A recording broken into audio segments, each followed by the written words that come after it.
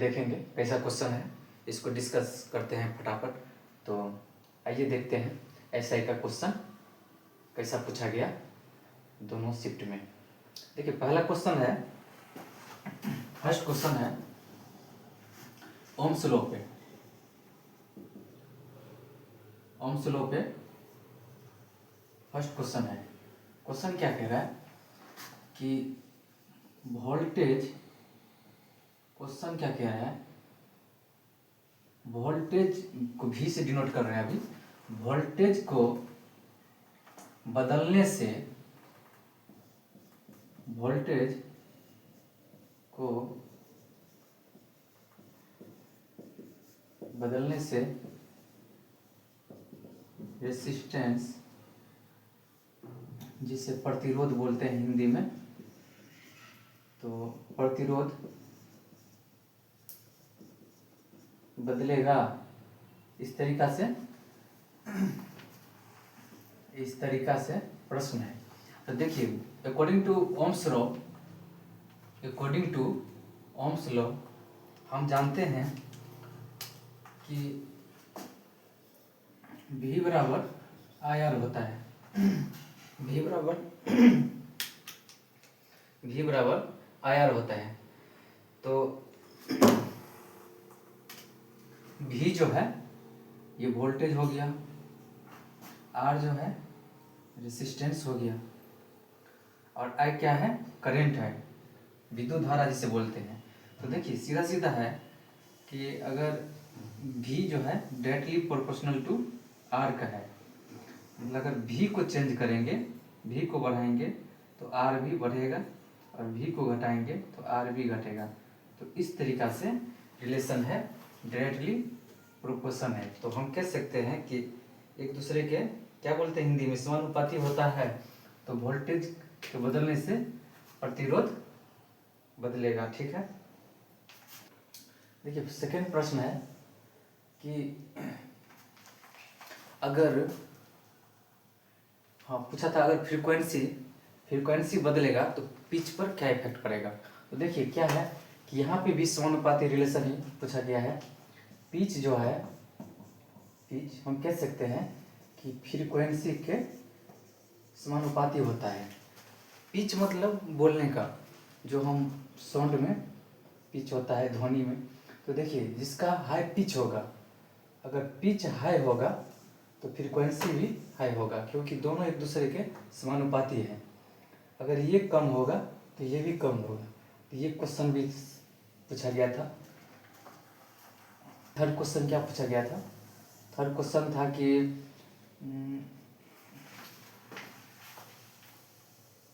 हाँ baking soda जो होता है, बेकिंग सोडा जो होता है, आप लोग नाम सुने होंगे बेकिंग सोडा का, जिसको क्या बोलते हैं, NaHCO3, यही बोलते हैं बेकिंग सोडा को। तो क्वेश्चन था कि बेकिंग सोडा को बनाने के लिए किसका उपयोग नहीं किया जाता है। ठीक है, मतलब किससे बेकिंग सोडा का निर्माण नहीं होगा। ऑप्शन में था, फर्स्ट ऑप्शन में था जिप्सम लिखा हुआ था,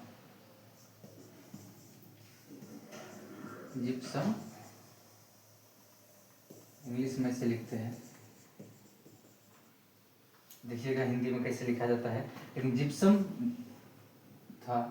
और आंसर भी वही होगा, क्योंकि देखिए जिप्सम का ना फॉर्मूला होता है कैल्शियम सल्फेट इंटू 2H2O।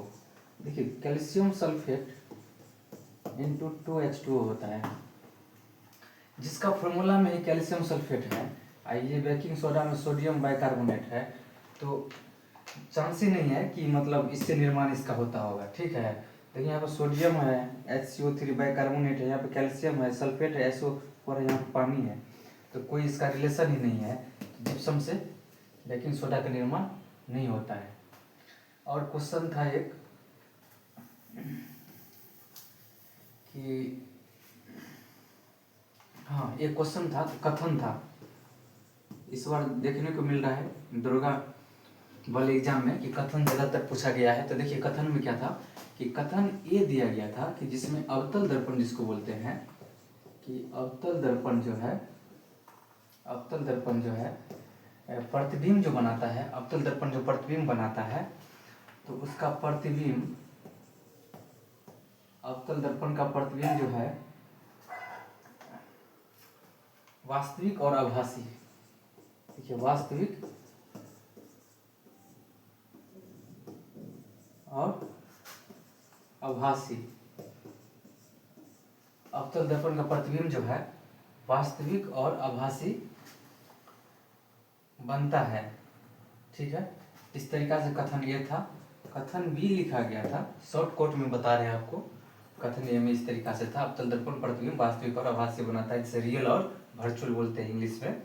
कथन बी जो था, जो कहा लिखा गया है, अवतल दर्पण उसकी स्थिति, अवतल दर्पण के प्रतिबिंब उसकी स्थिति पर निर्भर करता है।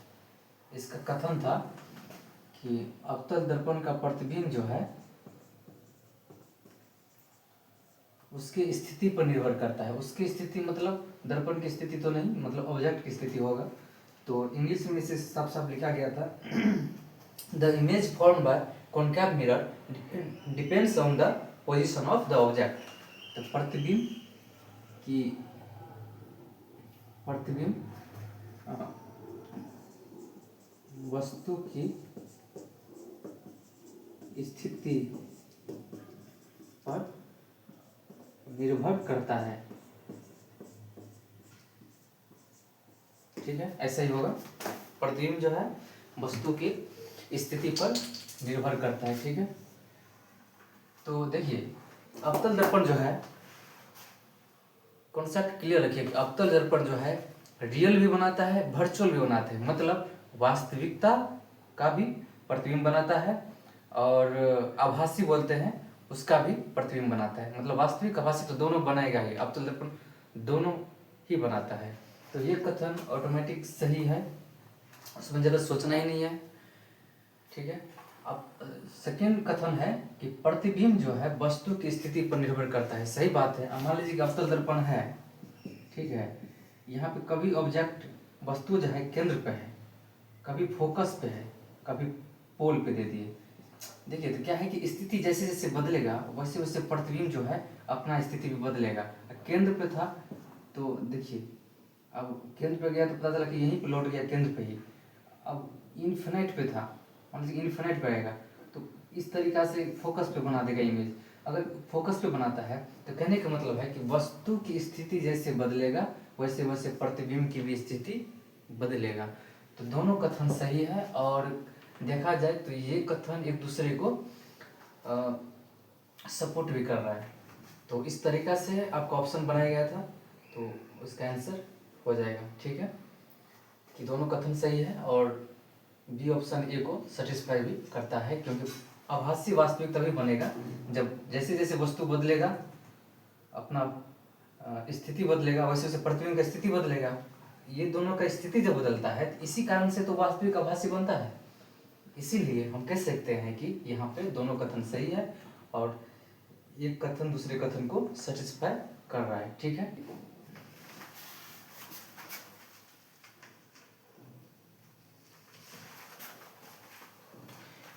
एक क्वेश्चन मैं पढ़ रहा हूँ, ठीक है। देखिए क्वेश्चन क्या था, कोई वस्तु विराम से शुरू होकर 2 मीटर पर सेकंड स्क्वायर से त्वरित होती है। 5 सेकंड में वस्तु द्वारा तय की गई दूरी और वस्तु का वेग निकालने के लिए कह रहा है। देखिए क्वेश्चन क्या कह रहा है, कोई वस्तु विराम से, विराम का मतलब रेस्ट जो बोलते हैं, तो इसको u कितना होगा, 0 हो जाएगा। 2 मीटर पर सेकंड से त्वरित होता है, एक्सेलेरेशन जो है 2 मीटर पर सेकंड स्क्वायर त्वरण दिया गया है। कह रहा है कि 5 सेकंड में टाइम दिया गया है, 5 सेकंड, 5 सेकंड टाइम दिया गया है। तो कह रहा है वस्तु द्वारा तय की गई दूरी और वेग निकालने के लिए। मतलब देखिए एस पूछ रहा है और भी, ये दोनों पूछ रहा है। एस मतलब डिस्टेंस और वेलोसिटी पूछ रहा है, ठीक है। तो ये दोनों पूछा गया है, क्या होगा। देखिए ऐसे क्वेश्चन जो आते हैं इक्वेशन ऑफ मोशन बोलते हैं।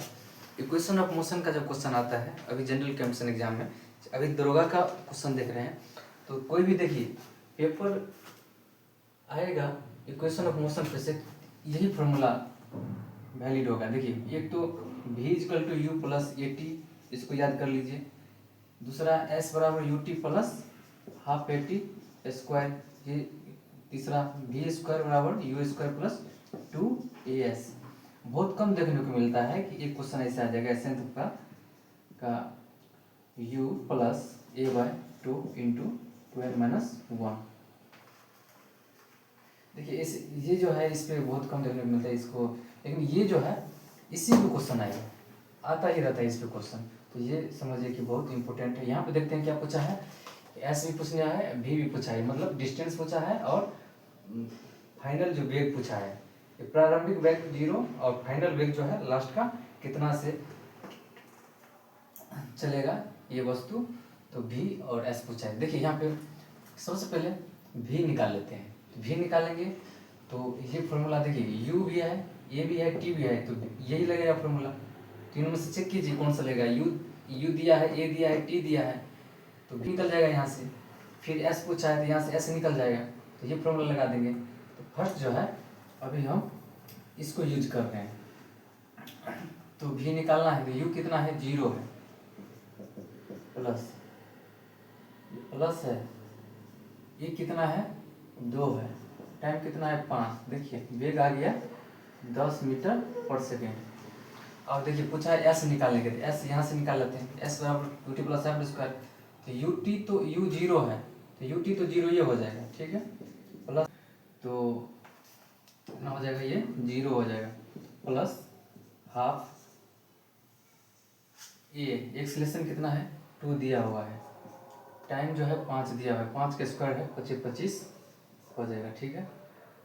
देखिए ये कट गया, सीधा सीधा 25 जो है 25 मीटर क्या हो गया, 25 मीटर आपका आ गया डिस्टेंस। डिस्टेंस जो है वेग आ गया इतना और दूरी आ गया इतना, ठीक है, 25 मीटर, तो आंसर ये हो जाएगा, ठीक है। और लास्ट क्वेश्चन था साइंस का, इस तरीके से आया हुआ था, इंसुलिन के बारे में पूछा गया था कि इंसुलिन जो है, इंसुलिन का क्या काम होता है। देखिए इंसुलिन का नाम सुने होंगे आप लोग, इंसुलिन अच्छा नहीं सुने हैं फिर भी बता ही देते हैं। इंसुलिन उस डायबिटीज पेशेंट को दिया जाता है, डायबिटीज पेशेंट को, एक्चुअली डायबिटीज होता है 2 प्रकार का, डायबिटीज मेलाइटस होता है, एक डायबिटीज इंसिपिडस होता है, ठीक है। तो डायबिटीज मेलाइटस जो है कॉमन है आजकल, जिसमें क्या होता है कि ग्लूकोज का लेवल बोले तो शुगर का लेवल बढ़ जाता है, ठीक है। तो शुगर का लेवल बढ़ जाता है, तो इसीलिए जो है डॉक्टर जो है रिकमेंड करता है कि इंसुलिन जो है चाहिए, इंसुलिन। तो इंसुलिन का वर्क क्या होता है कि शुगर का जो है लेवल कम कर देता है, बढ़ा हुआ शुगर जो है लेवल घटा देता है, तो इंसुलिन का काम मुख्य रूप से यही है। तो देखिए ऐसे ही क्वेश्चन पूछा गया था आज के ऐसा एग्जाम में, तो चलिए इस तरीक़ा से क्वेश्चन आया था, इस तरीक़ा से सॉल्व किए हैं, बहुत ईजी है, जो जनरल